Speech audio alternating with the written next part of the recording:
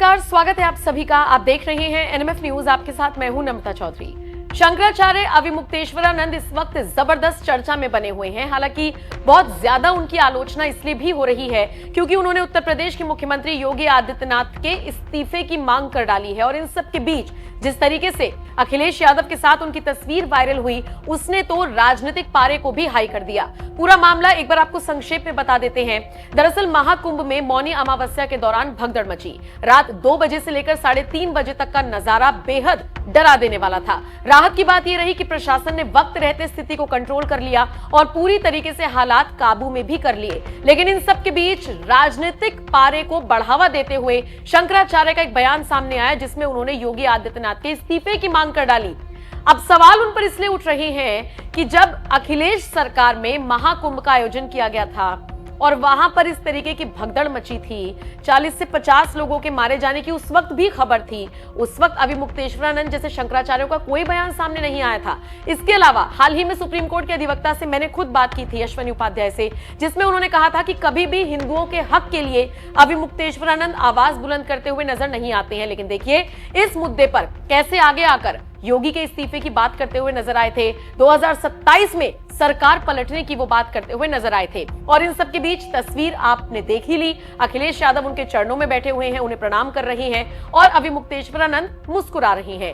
हालांकि इन सब के बीच अब एक और बयान अविमुक्तेश्वरानंद का वायरल हो रहा है जिसमें वो देश के प्रधानमंत्री नरेंद्र मोदी को लेकर बात कर रही हैं। हालांकि ये बयान हाल फिलहाल का नहीं है, लेकिन अब ऐसे वक्त में वायरल हो रहा है जब लगातार सीएम योगी के विरोध में शंकराचार्य खड़े हो गए हैं। दरअसल अनंत अंबानी की आशीर्वाद सेरेमनी आपको याद होगी जिसमें दिग्गज से दिग्गज लोग पहुंचे थे। यहां पर अविमुक्तेश्वरानंद भी पहुंचे थे, तो वहीं देश के प्रधानमंत्री नरेंद्र मोदी भी पहुंचे थे। अब चूंकि शंकराचार्य सामने थे तो अपने संस्कारों का परिचय देते हुए देश के प्रधानमंत्री मोदी ने उनको प्रणाम किया था और उसके बाद अविमुक्तेश्वरानंद ने उनको माला पहनाई थी। और उसके बाद जब अविमुक्तेश्वरानंद से पूछा गया कि क्या प्रधानमंत्री ने आपका आशीर्वाद लिया, उसके जवाब में अविमुक्तेश्वरानंद ने कहा था कि हाँ, वो मेरे पास मिलने आए थे।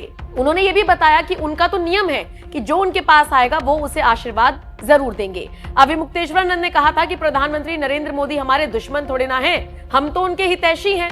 हम हमेशा पीएम के हित की बात करते हैं, गलती पर भी हम उन्हें बताते हैं। हम ये भी कहते हैं कि तुमसे गलती हो रही है क्योंकि वो हमारे दुश्मन नहीं है। आपको बताते चले अनंत अंबानी और राधिका मर्चेंट के आशीर्वाद सेरेमनी में चूंकि कई दिग्गज हस्तियां पहुंची थी, इसी दौरान पीएम मोदी का आमना सामना जब शंकराचार्य से हुआ तो अपने संस्कारों की परिभाषा को साक्षात करते हुए इस तरीके से वो आशीर्वाद लेते हुए नजर आए थे, वो सबने देखा था। लेकिन आपको बताते चले ये सारी चीजें ऐसे वक्त में हुई थी जब शंकराचार्य लगातार राम मंदिर की प्राण प्रतिष्ठा में शंकराचार्यों को ना बुलाए जाने को लेकर हंगामा कर रहे थे। बहरहाल आप इस खबर को लेकर क्या राय रखते हैं, कमेंट सेक्शन में अपनी राय हमें जरूर दीजिएगा। बाकी अविमुक्तेश्वरानंद ने जिस तरीके से योगी पर सवाल उठाए हैं, उनको प्रयागराज की जनता किस तरीके से जवाब दे रही है, एक बाल संत हैं 13 साल के, उन्होंने कैसे जवाब दिया है, वो जरा सुन लीजिए। इनके बारे में बताने से पहले एक चीज बता दूं कि ये अपने हर एक बयान के लिए जाने जाते हैं। इनकी कथा सुनने के बाद में हर किसी को एक अलग तरह की अनुभूति होती है। श्री कृष्णा दुबे जी महाराज इस वक्त मेरे साथ में मौजूद है। महाराज जी नमो नारायण। नमो नारायण। महाराज जी सबसे पहले जानना चाहेंगे कि जो उम्र है और उम्र के साथ में जिस तरीके की आपकी बोली है, जिस तरीके से आप लोगों को अनुभूति महसूस कराते हैं, वो एकदम अलग सा महसूस कराता है। तो सबसे पहले बताइए कि बाल संत बन करके यहाँ तक पहुँचना कैसे कैसे सफर शुरू हुआ?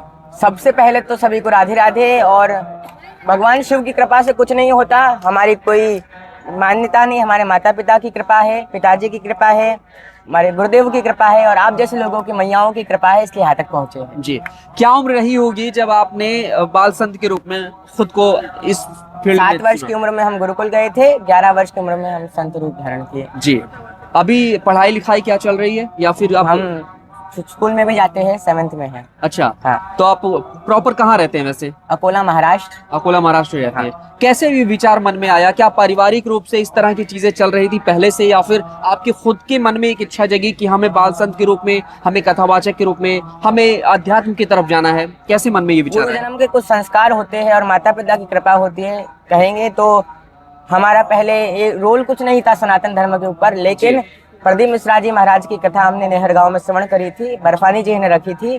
वो कथा को सुनने के बाद पिताश्री के मन में, हमारे मन में आया कि हमको भी कथा करनी चाहिए। जैसे सनातन धर्म के लिए आजकल सब लोग कर रहे हैं और जी। कुछ संत सनातन धर्म का पतन करने में लगे हुए जी। हैं, उसको मिटाने के लिए, सनातन धर्म के लिए कुछ करने के लिए हम यहाँ पे आए हैं। जी। हाँ। आपने 7 साल की उम्र से ही जो है चीजें शुरू कर दी, जीवन इसी में चलना है पूरा? हाँ, इसी में। जी। पारिवारिक माहौल कैसा रहता है? कितने लोग हैं परिवार में? परिवार में हमारी माताश्री है, पिताश्री है, दादा दादी है, 2 बहन है, 1 भाई है, हम सबसे छोटे हैं।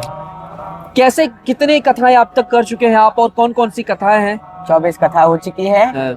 मैयाओं आपकी कृपा से, भक्तों की और गुरुदेव की कृपा से 24 कथाओं में हम दूसरे देश में भी जाकर कथा करके आए हैं। अच्छा। नेपाल में भी कथा होगी, छत्तीसगढ़, मध्य प्रदेश, यूपी, बिहार, काशी, पूरे भारत में कथा होगी। जी। महाकुंभ आकर कैसा लग रहा है? बहुत आनंद आ रहा है, बताइए। बहुत आनंद, महाकुंभ में बहुत आनंद आ रहा है। निवेदन इतना रहेगा, संत सभी भक्तों के लिए अपने अपने शिविर को भी खोलिए, अपने अपने भक्तों के लिए रहने की व्यवस्था भी कीजिए। बहुत आनंद आ रहा है, बड़ा आनंद है। जी। गंगा जी का स्नान भी हुआ आज। जी। हाँ। गंगा जी का स्नान हुआ। हाँ। महाकुंभ की चर्चा चले, महाकुंभ में कई सवाल भी उठे हैं। अभी हाल ही में योगी आदित्यनाथ जो हमारे उत्तर प्रदेश के मुखिया हैं, उन पर सवाल खड़े किए गए हैं स्वामी मुक्तेश्वरानंद सरस्वती जी महाराज के द्वारा, जिस पर आपका भी एक बयान सामने, आपने भी अपने विचार प्रकट किए हैं। क्या कहेंगे कि उनके लिए जो है पूरा संत समाज विरोध में खड़ा हो गया है, उस बयान का क्या मतलब है? क्यों वो इस्तीफा मांग रहे हैं? पहले शंकराचार्य जी को बारंबार प्रणाम है। बड़े माननीय हमारे श्री अभिमुक्तेश्वरानंद जी से निवेदन रहेगा कि घर में 10-15 लोगों का हम कुछ महोत्सव रखते हैं तो पूरी जान निकल जाती। 4 करोड़ लोग, 40 किलोमीटर में फैला हुआ एक कुंभ, इतने सारे लोग आ रहे हैं। सरकार अपने तरफ से हर एक व्यवस्था कर रही है। हम देखें, हर एक कोने में पुलिस वाले हैं, हर एक कोने में आर्मी वाले हैं। हर गंगा जी में देखो तो हर जगह से कहा जा रहा है कि कोई बह ना जाए, डूब ना जाए, उसके लिए व्यवस्था है। सबके लिए व्यवस्था सरकार अपने से सब कुछ कर रही है, लेकिन संत की भी कुछ जिम्मेदारी होती है करने के लिए। लेकिन जो बयान उन्होंने दिया है वो इस्तीफा की मांग कर रहे हैं। वो कह रहे हैं योगी जब तक मुख्यमंत्री रहेंगे तब तक इस तरह के हादसे होते रहेंगे। वहीं अखिलेश यादव को वो अपने चरणों में बिठा रहे हैं। हम कहेंगे कि 2012 में 10 फरवरी को अखिलेश यादव की सरकार में कुंभ में 40-50 लोग मरे थे, तब शंकराचार्य जी ने क्यों नहीं कहा? अब क्यों कह रहे, तब क्यों नहीं कहा? अभी कह रहे क्योंकि वो उस तरफ के हैं, विपक्ष पद के हैं, उनको पता नहीं क्या हो रहा है। हम निवेदन करेंगे कि आप इस प्रकार से विरोध ना कीजिए। सनातन धर्म के योगी मोदी जी ऐसे प्राप्त हुए हैं कि सनातन धर्म आज उभर रहा है। पूरे भारत को लोग जो बिछड़ा हुआ देश कहते थे, आज पूरे फॉरेनर आकर कह रहे हैं कि भारत जैसा देश नहीं। जी। योगी जी के लिए क्या कहेंगे? आने वाले समय के एक प्रधानमंत्री के चेहरे के रूप में देखे जा रहे हैं। जी। 27 में भी मुख्यमंत्री बनने की फिर से तैयारी चल रही है, हैट्रिक लगाने की तैयारी चल रही है। योगी जी के लिए आपका क्या कहना है एक संत के रूप में? योगी महायोगी है, भगवान के भेजे हुए कुछ पार्षद है, संत है, जो आज सनातन धर्म को अलग अलग रास्तों पर ले जा रहे हैं। जी।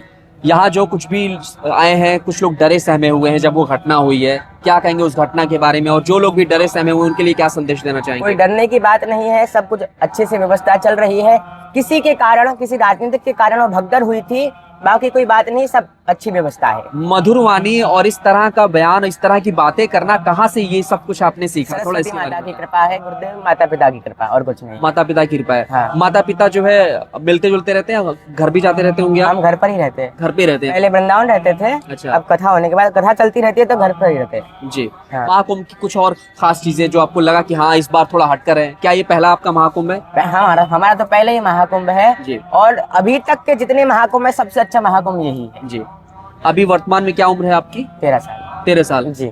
तो 13 साल के ये हमारे बाल संत हैं जो इस वक्त कथा से देश और दुनिया का दिल जीत रहे हैं, लोगों को सनातन धर्म का पाठ पढ़ा रहे हैं। सनातन धर्म से भटके हुए लोग, धर्म से हटने की जो कोशिश कर रहे हैं, जो अलग जनरेशन में चल रहे हैं, उनके लिए क्या संदेश देंगे आप? सनातन धर्म को अपनाइए। सनातन धर्म जैसा धर्म नहीं है, बाकी सब पंथ है।